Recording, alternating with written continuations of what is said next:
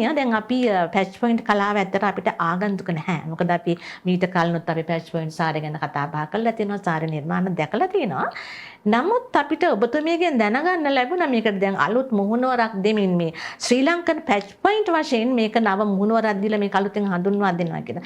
ඉතින් ඇත්තටම මොකක්ද මේ ශ්‍රී ලංකන් පැච් පොයින්ට් වශයෙන් ඔබ දැන් අලුතින්ම හඳුන්වා දෙන්න සූදානම් වෙන්නේ? ඔව් මංජුලා මෙහෙමයි අපි ඇත්තටම මම මේ කලාව කොහොමද හඳුන්වලා දුන්නේ මුළු මුනින්ම ශ්‍රී ලාංකීය ක්‍රමයක් ලෙසයි. එතකොට මේකෙදී එවකට තිබිච්ච වැදගත්කම අනුව අපිට කරන්න පුළුවන් වෙච්ච නිර්මාණවලට වඩා වැඩි යමක් මම මේ ශ්‍රී ලංකන් පැච් පොයින්ට් එකෙන් දෙන්න දැන් බලාපොරොත්තු වෙනවා. හැබැයි ඒක විතරක්ම නෙමෙයි. මේ විදිහට නම වෙනස් වෙන්න තවත් හේතු කාරණා ගොඩක් තිබුණා. එකක් තමයි ව්‍යාජ විදිහට මේ නම පාවිච්චි කරලා කරන සමහර වැරදි නිර්මාණ. අනිත් එක තමයි එදා අපි පාවිච්චි කරපු මේ සඳහා පාවිච්චි කරපු යම් යම් අමුද්‍රව්‍ය අද වෙළඳ පොලේ සොයාගන්න බැරි වීම.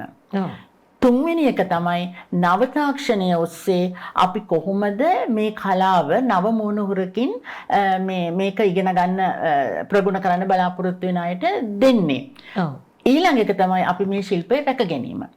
මේ ශිල්පය රැක ගන්න අපිට ලොකු වටපිටාවක් හදන්න ඇත්තටම වෙන තැනකටපත් වෙච්ච නිසා මම නම පවා පොඩි වෙනස් වීමක් කරන්න හිතුවේ. ඒකයි මොකද මේ ශිල්පේ නිර්මාතෘවරිය හැටියට මට හරි දුකයි මේ ශිල්පය කරන සමහර අය මේ නම පාවිච්චි කරලා වැරදි නිර්මාණ බිහි කරන එක නවත්තන්න මට දැන් ලොකු වටපිටාවක් සකස් කරන්න වුණා.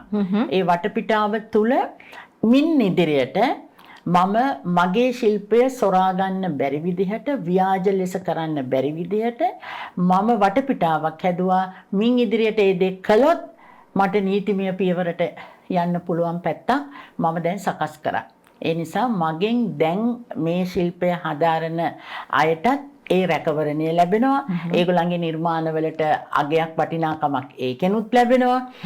එතකොට අපේ ශිල්පයත් ගොඩාක් කල් පවත්වාගෙන යන්න පුළුවන් මේ හොඳ වටපිටාවක් මේ තුලින් ලැබෙනවා. ඒකයි මේ නම වෙනස් කිරීම තුල මම නම වෙනස් කිරීම තුල බලාපොරොත්තු වුණේ මේක තුල මේ නම විතරක් වෙනස් කරලා යම් දෙයක් කරන්න නෙමෙයි.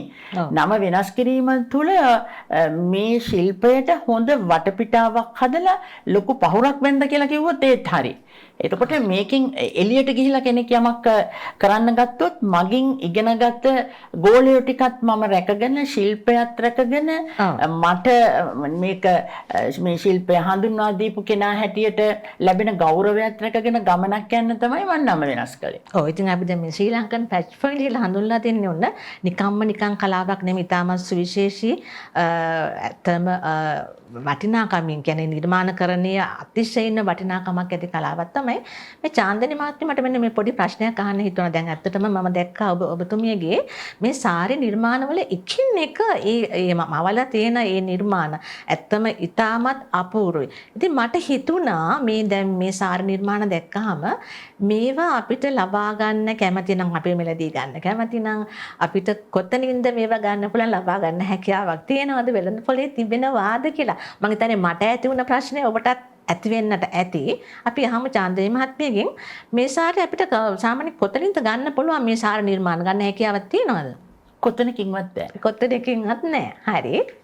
එතකොට මේ මෙතනදී මම එහෙම කිව්වේ කොතනකින්වත් බෑ කිව්වේ අපි මේක සාප්පුවල ප්‍රදර්ශනය කිරීම සඳහා යොදවගන්නේ නැහැ.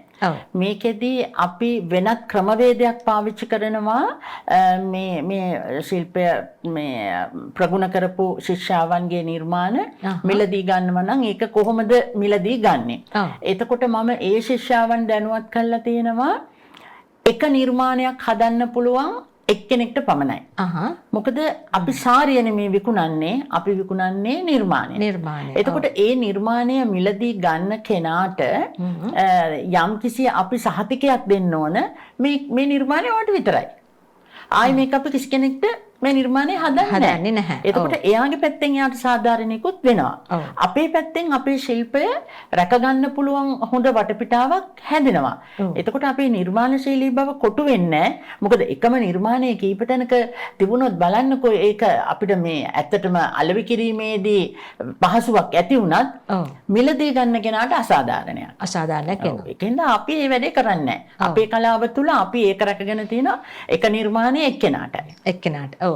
ජාතික සම්මානලාභී ප්‍රවීණ මෝස්තර නිර්මාණ ශිල්පිනී චන්දනී රාජපක්ෂ මහත්මිය විසින් මෙහෙයවන පැච් පොයින්ට් සාරි පාඨමාලාව සඳහා ඔබත් සම්බන්ධ වන්න. නව සිසුන් බදවා ගැනීම දැන් නැරඹුණා. අමතන්න 077 944 7131 WhatsApp 077 944 7131